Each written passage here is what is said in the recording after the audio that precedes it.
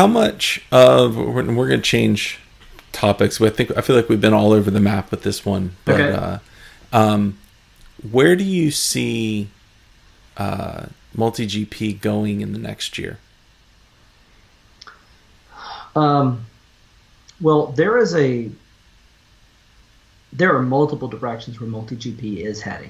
Hmm. So we are getting a lot more involved. At this last event we did in Buffalo, we had a group of volunteers who were school teachers, and they said, "Look, we just really want to get involved in racing drones in our school." Hmm. Uh, we're doing a lot more work with schools in terms of educational programs, after school programs. I don't care what you want to call the program, call it STEM, call it education, call it camp. It doesn't Hmm. matter to me. I want to see us provide the same kind of support for the volunteers we have in our local clubs to the schools, whether it's a teacher, whether it's a coach, whether it's someone putting together an after school program, because I think this is a great thing to do instead of playing video games or in addition to playing video games. There's a lot of things you gain racing drones that you will not gain playing a video game. In terms Hmm. of having to put on clothes, you got to put on pants to go to a drone race. You don't have to play a video game. And there's a lot of troubleshooting that you have to deal with when you race a drone. So you'll see a lot more of that. We spend a lot of our time talking about those programs.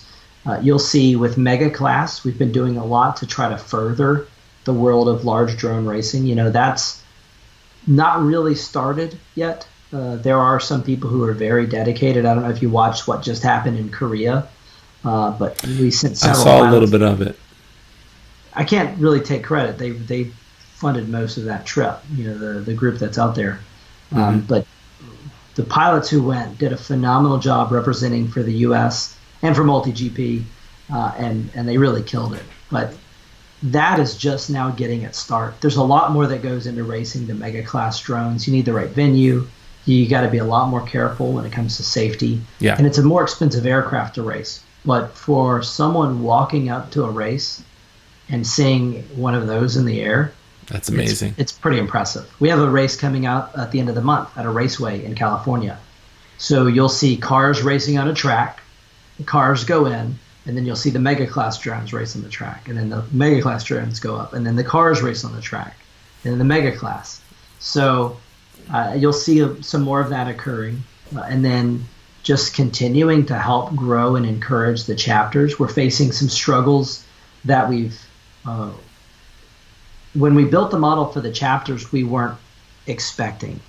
Right, the Hmm. model was built to accomplish certain goals, which it has done, but there were other things we did not think that needed to be handled. Number one, there's a problem when someone forms a local chapter when it's brand new. Let's say you started tomorrow. Hmm. Which chapter do you race with? So there's two. There's Prop Bustas and I think the Virginia Quad Squad Okay, are the two that are around here. so when a chapter is brand new in an area, everyone's just kind of figuring it out. They don't quite know how to run a race. They don't quite know how to tune their drone, whatever. It's real easy for a brand new person to jump in and say, "I want to be part of this too. Let's be a Hmm. drone racing club." Very low level of intimidation, right? A lot of figuring it out together. And so it's easy to build membership. Hmm. Once that club gets defined, once when they go out to a weekend, if they say we're starting at 8 o'clock, those quads are screaming around the racetrack. Hmm. So now if you're a new person and you go out to an event, you show up and wow, I can't do that. Hmm. It's a lot more intimidating. So there's a bit of a intimidation factor that exists as clubs mature.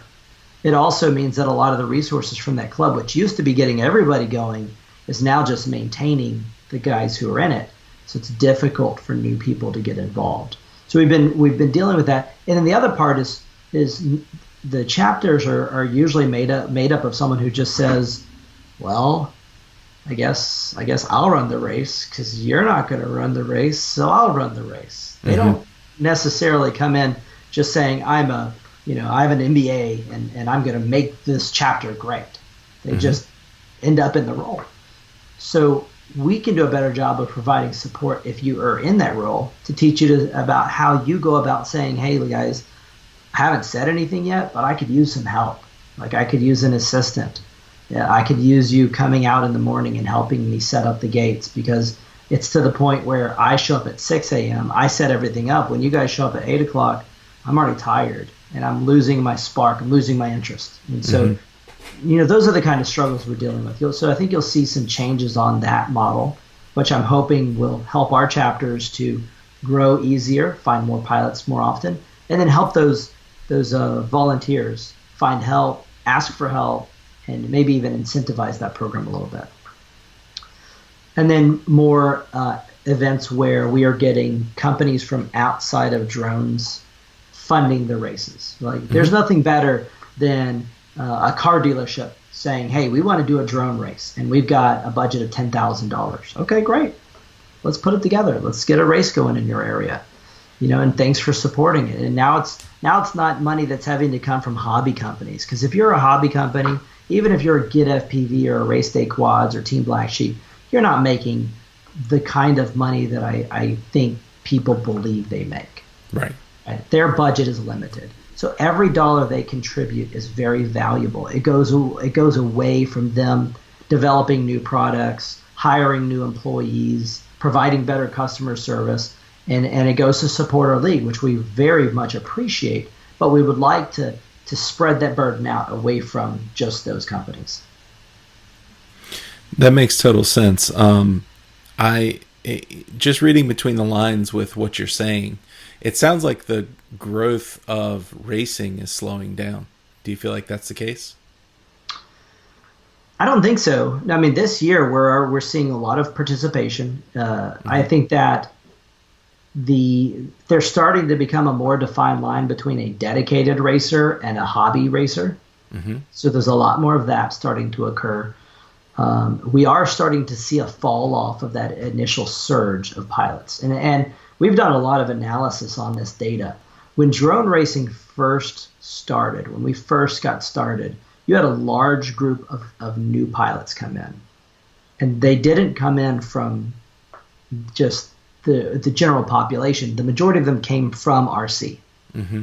Right, it went from guys who'd had no idea about FPV but were into radio control to guys who now know about FPV and radio control, saying, "Yeah, that's cool." And a portion of those guys came over and started flying. Not everyone, but a lot of them, and then they brought their friends, and so that was that initial surge.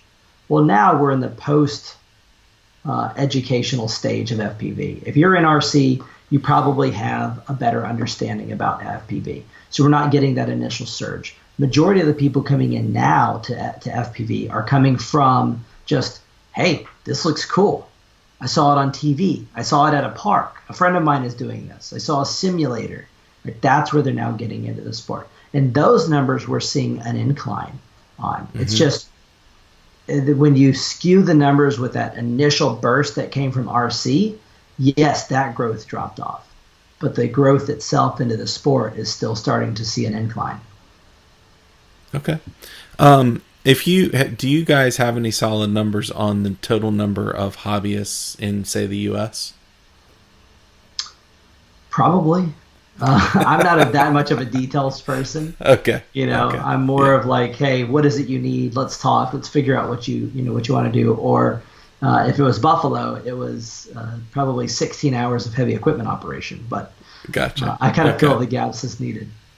So my final question about MultiGP then is this: what does the next 5 years hold? We've talked about the next year. What does the next 5 years hold for MultiGP? Well, we might be seeing a very big change with this new technology that DJI has released. Mm-hmm. It's still kind of early to say for certain if that is going to stick or not. I've seen some pretty good feedback. We're currently working on some tests of that technology, but we may see that revolution, which I would imagine Mm-hmm. there are a lot of people who come in, they try FPV, they realize it's low grade video through goggles, Right. and this could be a major change. So that's one. The second being the cost is continuing to decrease. Right. The introduction of a lot more RTFs is great because the barrier to entry goes down. If anything, it's probably a good thing when drone racing first came out, there wasn't a $99 RTF to get started Mm-hmm. because there would be drones everywhere. There'd be Mm-hmm. video problems all over the place. Mm-hmm. Most guys would have gotten it and quit because they would have lost video flying at a park because 50 other people were trying to do the same thing at the same time. But I think that as the barrier to entry is reduced by making it easier to buy a kit that's ready to go, that you'll continue to see growth there. Our series, you'll see strengthened more in that this year, as a good example, there were multiple series that happened in addition to our series this year. Mm-hmm. And you'll see a lot more of that happening regionally. But for us, that's really the single biggest metric we're looking for, number of races. And, if someone's having a local race, that's great. If the number of local races every weekend can go up, that's amazing. If we can get to the point to where we're even, 1/10 of 1% of how many people are playing soccer out in fields, we made it. Yeah. Yeah. That's good stuff. So I typically end the interview with what I call quick questions. And the quick questions are not necessarily meant to be quick answers. But what I want to give to you, I want to put a slant on them for you. Because I want to hear what your answer is for MultiGP and for racing in general. So, all right. So the number one and probably the funnest question is you have to pick one piece of gear. You can never change it, but it never breaks. If you had to pick one piece of gear that everybody in MultiGP would use, and they would never have to change it, and it would never break, but you could never upgrade it, what would it be? And that's terrible. It's a terrible question to ask because I would be dooming anybody. Like, for my first thought was an antenna. Like, you buy one video aerial systems antenna and you keep it forever. But then poor Alex, he'd be out of business, right? Because no one's buying antennas when that happens. So, that's actually, how about the camera lens? I don't think I'm hurting anybody if I say camera lens. The camera lens. All right, so the camera, not the camera. The camera lens. Everybody's running the same field of view. I don't know, man. That's a tough one. The zip ties. XT60 connectors. XT60 connectors. It would be pretty awesome to have a quad that never breaks, though. For real. Yeah. I mean, imagine. You just hit a gate, bounce off, keep going. Doesn't matter what it's made of. No one would complain that I use conduit anymore. Yes. What do you think is your preferred equipment for a race? Like, do you, and let's scope it down a little bit. And let's talk trends instead. There was a trend for a while to get super light, super high thrust to weight ratio drones. Has that changed, or are people flying different things? If you want to win a race, it's all about, power to weight. Okay. Do you have a build that's going to last the amount of time it needs to last? Because you can put you can put motors that are just battery, like they just suck destroyers, the right? They kill it, and they and you just won't be able to finish the lap. But that's still pretty much what you see when you talk competitive. It's as light as it gets. What's my personal build? I'm still running atmospheric adventure frames. They're the Aerialist frame. It's a great frame. It's not as light, but I'm not as good. I'm not a good enough pilot nowadays. If you want to be at that top level, you have to fly a lot and have a lot of great skill. So I just have something that when I fly it, it doesn't break, and I love it. It's tuned. It's the same. I run race flight. It always, if you get it set up right. Everybody recently is saying they run race flight. Yep. Just for something in me, when I say race flight, it's American flag. The two go together. It's freedom. It's worked really well. But again, if I flew as much as some of the other pilots, may have a completely different setup. I just don't fly enough for it to matter as much to me. I just want it to work whenever I try to fly it. Okay. What's the first tip you give to a new pilot, to a new racer? So we're talking about someone who's already got their gear, but they're out in the field. Yep, they're out in the field. First race.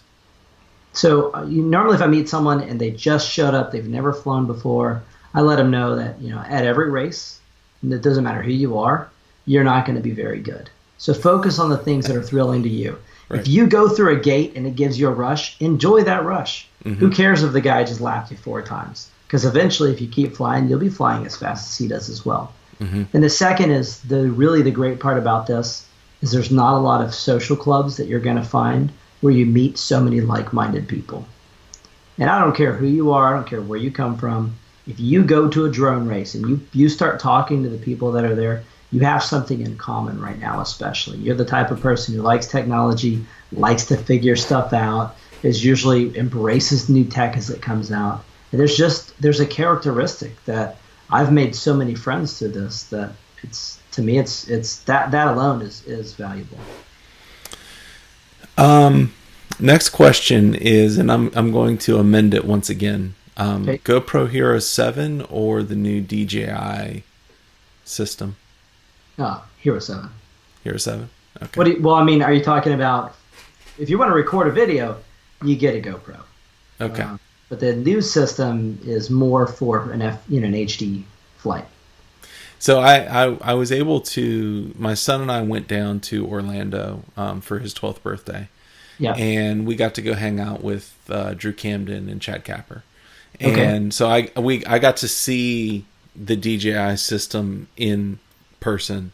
Right. And it was amazing. Number one, just getting to watch somebody like Drew Camden fly was awesome. Yeah. But to see him come over the top of trees and realizing that I could count every single pine needle as he went over the tree was mind-blowing. Yeah. And I took him off immediately because I can't afford him. Well, so you're really, it's apples and oranges when you talk GoPro versus the DJI system. This is true. Even with Connex, right? Connex wasn't as polished as the DJI system was. But the thing that I love to do is if you flew even that system at a foot off the ground, you could see the grass. Yeah. And it was a completely different flight experience, which is why we're very excited about digital. But we're also a bit jaded because the Connex system was so close to being there, but had a few flaws that prevented it from making it. Yeah. Final question for you, and I think you've answered it, is build or fly. This is for you personally. Oh, I don't like to build. I like to fly. Yeah. Yeah. That's but the way I've got a wide variety of hobbies. If it's Saturday and my wife is taking the kids to a party with her friends, and I'm not going, I try to be a good dad. I try to spend the time with my kids, which is, when you're a busy person, it's very difficult to be carving that time out. But if I go, I've got too many hobbies. Right now, if I had a free Saturday, I'm going to go jump out of airplanes. Okay. Because I don't have to charge any batteries. I don't have to worry about whether my gear works. I just get up to 13,500 feet and I just jump out. It is great. And I love it. If I don't do that, I might be out flying. Or sometimes I'm, doing VR. So you got too many hobbies currently. But definitely fly. Okay. Very good. Well, where can people find you? Where can they find MultiGP? How do they get involved? So multigp.com is our website. That's a great way to find us. We have a very active community. Facebook is the most active community you'll find for MultiGP. If you go to the MultiGP website, you'll find probably a local club in your area. And if not, this is your opportunity to be that local organizer. Me personally, you'll find me at International Open every year until the AMA tells us we can't come back. Hopefully that is never. You'll find me at the National Championships, and you'll find me at most big races. I love coming out to the races. I enjoy spending time with pilots and the organizers. So the next place to find me is going to be in Daytona for November 6th, the November 6th weekend and November 13th weekend. We're doing the Sportsman Class Championship the first weekend, which is November 6th. Mm-hmm. Those are pilots that are ranked 201 and to 300. Okay. Right. We've created an entirely different category because there are people who are never going to practice enough to be able to beat the top pilots. Right. But they still love racing, and they still want an opportunity to be in a race that's competitive. So we have that. And then the next week will be the Pro Championship. That's awesome. That's awesome. All right. Well, thank you, sir. I greatly Yeah, appreciate you coming on, and this was a sure. lot of fun. Yeah, yeah. The future of MultiGP is actually a bright one, and I'm very glad to say that. I think that we need a good organization like them to help organize the races. In our next episode, we talk about the origin story of how Chris got into and created MultiGP. I think you'll really enjoy it. Here's a hint. It started with a race in Florida, where he lives. You can find a link to Chris and the MultiGP organization in the description below. I'd like to take this moment to thank my patrons. My patrons make this possible, and I would like to ask you to consider becoming a patron.